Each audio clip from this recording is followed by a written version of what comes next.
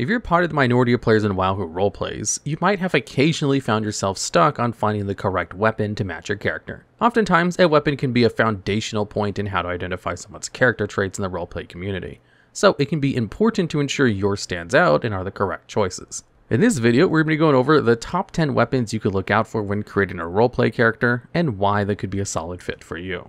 To begin, we have Ashkandur, Fall of the Brotherhood at number 10. This weapon was added in 10.1 of Dragonflight as a drop from the Echoed Neltharion raid encounter from Aberrus the Shadow Crucible. When you look at them from the LFR to Mythic, you can somewhat see a story being told with how they convey the original Black Dragon aspect's downfall. There are 4 variations of this sword available to players, each varying on the difficulty you obtain them on and thus deepening the corruption of the weapon. A mostly yellow and blue version for LFR, possibly its original state. The sword Neltharion himself is using during the fight on normal, which has a very Black Dragon type color palette.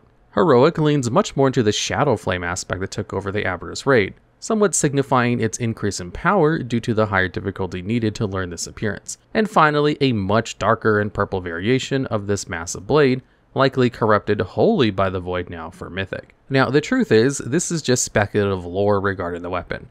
There actually isn't anything to really confirm the color palette choices by Blizzard, or why Neltharion is even used in the first place. However, despite their strange practicality, players will typically enjoy using giant weapons on the back of their characters because of the high fantasy it gives them. The Ashkandur sword is actually so massive, it can be taller and wider than your character's player model, and can make for some either really silly or insane looks.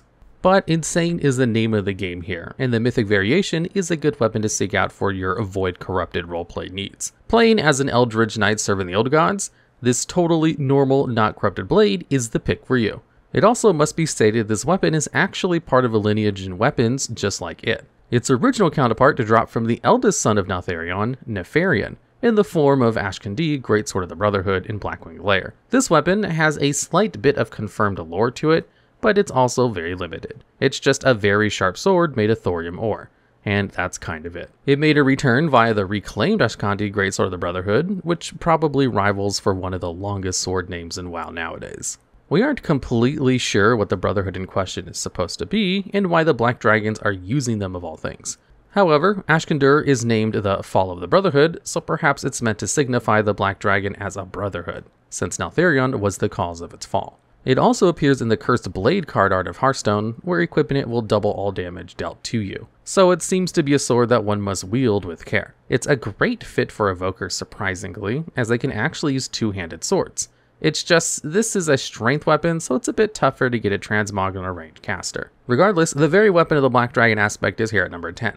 Not because it lacks any factor of coolness, it just doesn't really have a lot of lore, and sometimes a giant weapon can be a bit gimmicky for your roleplay character. And at number 9, we have Taeshalach. It doesn't actually show in the loot table of the boss or the appearance journal because it's actually hidden entirely. So without proper knowledge, you'd either accidentally loot this, or never know it was actually there to begin with. This weapon can be obtained from the boss Agrimar and Antorus the Burning Throat on any difficulty, so long as your class can wield a two-handed sword. There have been reports, however, since the release of War Within, that any class can earn the sword now, as it will just always add its appearance to your warband since it was designed to be a cosmetic anyway. But to be safe, any class that can use two-handed swords will do. As you may have noticed, this is the sword of Agrimar himself, one of the prime titans to have ever existed in the universe. It was once a fully completed sword, but after a great battle with his brother Sargeras, now the ruler of the Legion, it shattered and its remaining portion was replaced with flames.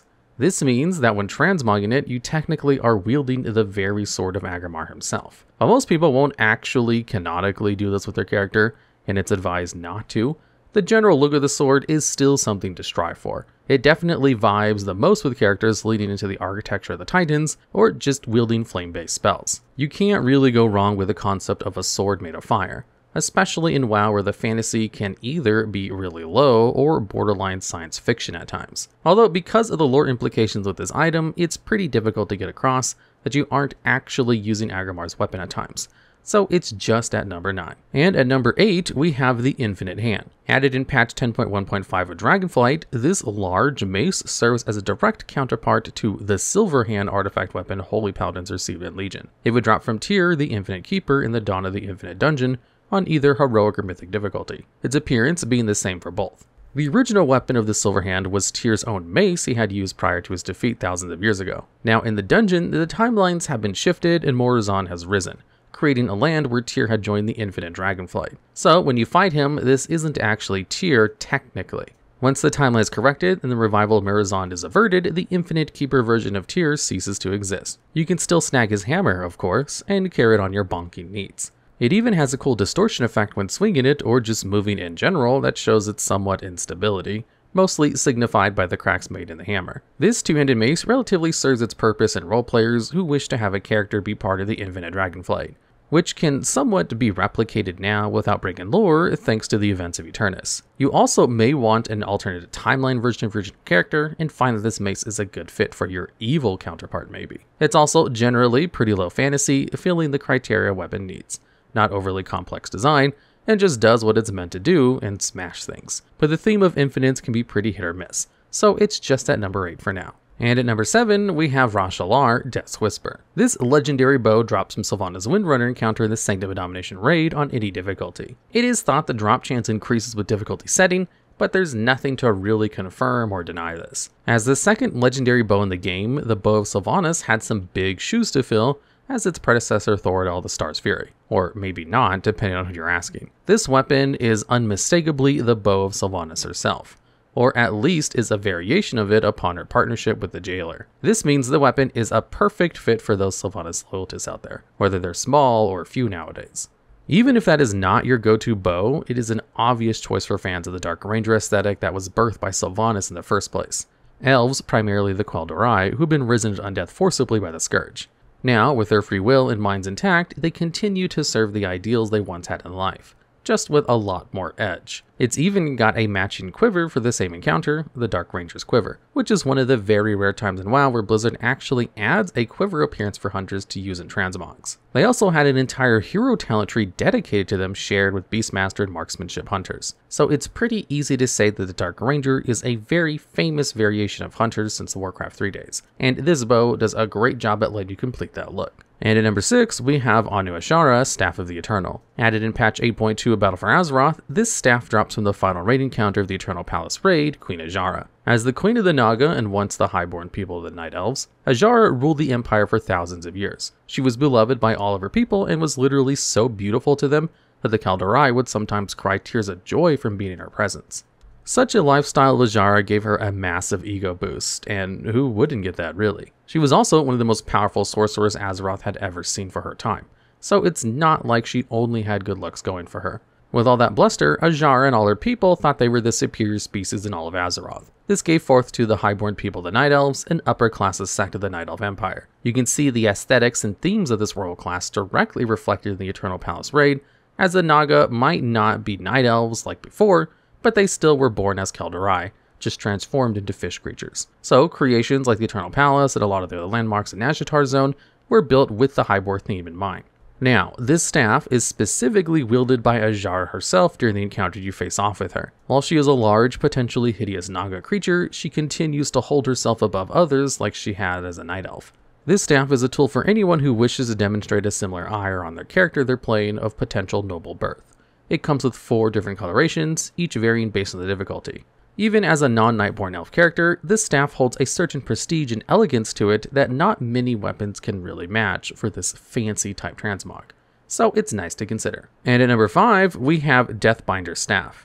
Added at the launch of the Shadowlands expansion, this wicked dress scythe is the most appropriate weapon for edgier soul harvester type characters. Maybe you just want to play a necromancer of your own or a harvest witch. There are limitless opportunities with this staff and its multiple recolors, allowing for the edgiest of casters to wield it. To get the one of this entry, you just have to kill the rare NPC, Deathbinder Hroth, located in Ardenwald. If this particular appearance doesn't suit you, there are 4 other variations thankfully. The Blackthorn Harvester drops from Hunter Viviana in Ardenwald. Same goes for the Winterscorn Reaper and Druswat Staff. It doesn't change until the Soul Twister Scythe, which drops from Soul Twister Sero, who also can be found in Ardenwald. The origin of these staffs draws from the Druss themselves, a Vrykul people from thousands of years ago who first inhabited the lands we know today as Kul Tiras. Eventually, some of their people divided into the Thorn Speakers, a sect who wished no part in the typical conquest of the Druss people, and created the Kulturan Wickerbeast druid forms we see now. This staff allows not only for a role player to lean fully into the theme of the terrifying death wielders that are the Drust, but also just lets any edgy caster use a super cool scythe as their weapon. You don't see them often from Blizzard, but when they are a thing, you can be sure players will scramble quite a bit for them. And at number 4, we have the Dragonflight Profession equipment. This entry is a bit vague because if we were to discuss every single weapon related to this entry, we'd be here all day, as every source is a bit more unique than the last. Generally, most of these items are tied to a certain renown level with a particular faction in the Dragon Isles. You can buy these items with the Dragon Isles supplies currency, and possibly a few crafting materials if the game asks for it. An example of this is the Dragon Garden Rake, costing 150 Dragon Isle supplies and 1 Rainbow Pearl. The item itself is a staff, so if you just want to transmog a rake on your character, you just need to be wearing a staff. The reason this entry exists is because a lot of roleplayers will often give their character a particular profession or trade to associate them with. It helps to pair this a bit with a lower fantasy item with a higher resolution thanks to Dragonflight, so you can better capture this aspect as you see fit. Or perhaps your character is strictly something like a blacksmith and nothing else, so having a blacksmith hammer helps you. There's plenty of reasons to use such simple weapon appearances anyway. Maybe your character is just an average Joe and is just a gardener. Not everyone has time to be battling universe-ending threats like the Mr. I Parse Pink over there. A couple of more examples of these items are Expedition Excavator, a decorative Niffin Sword, Jeweled Gold Dragon Goblet, and Smith Stonework Mallet. I recommend just checking out the renowned quartermasters in the various Dragon Isle zones and seeing the items they have for sale. Who knows, you may just want a giant torch like the Archivist's Spelunking Torch. And at number 3, we have the Heritage Weapons. While the exact definition of this entry is a bit loose in its description, we're going to cover the few that do exist. The biggest purpose for their existence in this list is there is no better way to tie your heritage than in their armor and weapons. Blizzard has done a pretty good job at making the armor itself, but sometimes they just leave out the weapons that match the sets. They will occasionally give you the proper arsenal, however, which is what we'll discuss here. The Dark Iron Dwarves have access to the Lava Forge Monolith Staff and two-handed mace variation, Lava Forge Bulwark Shield, and a Lava Forge Hacker, a one-handed axe. You can earn these by completing the regular Dark Iron Heritage quest for getting a Dark Iron to level 50 or above. There are quite a few heritage matching weapons for the Nightborn allied race if you were to purchase the gear from the Time Walking vendor during Legion Time Walking. Some examples are the Nightborn Arc Saber, Nightborn Arc Shield, and Warpcaster Staff. These all perfectly go with the heritage armor of a Nightborn, and there are a few more still. Void Elves get a one-handed mace, shield, and offhand in the 10.2.7 patch of Dragonflight just recently. These are just a few that go with the heritage armors of a race. And while there are matching weapons for races without weapons like the Dark Iron, they aren't exactly intended to go with the heritage set, and just happen to fit. These items are a go-to for anyone who wishes to show off a little bit of their culture of the race passively. Night Elves were even given one-handed swords in the shape of a throwing glaive that used to be only for demon hunters, ironically. So completing the heritage armor for Night Elves also befits you the set of swords on any Night Elf character capable of using one-handed swords. And at number 2, we have Expeditionary Weapons. While the name of this entry is a bit broad also, these weapons can be tied down to the Exiles Reach zone introduced at the start of the Shadowlands. In an attempt to refine the starter experience for a new player in WoW, Blizzard made the Exiles Reach to better explain the functions and mechanics of the game. Alongside this experience was a brand new set of weapons for the player to obtain. To best convey the adventure the new players were about to embark on, they are rewarded with weapons much lower in visual appeal, if you want to call it that. These weapons definitely aren't as high fantasy or have as many visual effects tied to them from something like Fioralata the Dreamrender. But that's definitely to their benefit.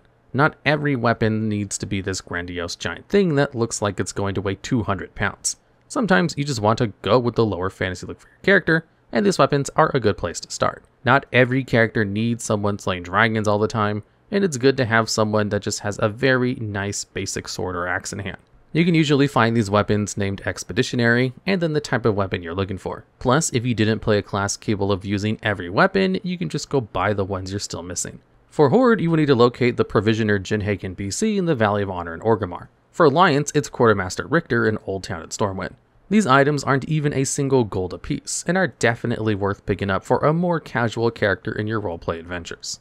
And at number 1, we have the Artifact Weapons. During Legion, every single class and specialization was able to receive an artifact weapon custom tailored to their exact specs, theme, and lore. These weapons would progressively be upgraded throughout the expansion and reward them with additional appearances as you played. From the start, a very large majority of these weapons are already highly coveted, as something you'd like a Retribution Paladin is just straight up the Ashbringer. But even if you aren't a fan of the base Ashbringer appearance, there is multiple recolors of its base look. You can upgrade its original look through the Legion campaign, completing the Balance of Power questline, earning certain PvP honor levels, and even unique hidden appearances. The hidden looks will not guide you whatsoever in-game on how to obtain them, so you must look up a guide yourself, or just happen to stumble upon them if you want something like a remodeled Corrupted Ashbringer for your RP character. We aren't 100% counting the Mage Tower appearances from back in Legion, as they've all been removed from the game unless you obtained them while the Mage Tower challenge was current. However, if you happen to have them, this isn't to say they aren't worth transmogging still for their prestige alone. There are literally so many artifact weapon appearances that it's difficult to narrow it down to just a few options. You just have to look for yourself the many options at your disposal and figure out which suits your character the best. It's a great place to try and figure out the fundamentals of your RP character because of their high fantasy looks and general differences in appearance. It wouldn't quite make sense to say your character is canonically wielding the actual artifact weapons in question, but because of the multiple customizations, it can be a simple workaround. An example is the original Apocalypse Blade for the Unholy Decays being transformed into the Bone Reaper appearance for its hidden look. It holds a similar look, but its shape is completely different, letting you still use it without the fear of potentially messing with lore. From the Scepter Sargeras for Warlocks to very shards as Frostmourne themselves for the Frost Decays in the form of the Blades of the Fallen Prince, you have plenty of class-altering weapons to give your character the unique edge around everyone else. Alright, and that completes the list. Are there any weapons you think are better suited for role-playing means that should have taken precedent over another? Be sure to let us know your thoughts in the comments below. Also, don't forget to give your ideas on ideas for future videos if there's a certain topic you wish to see covered.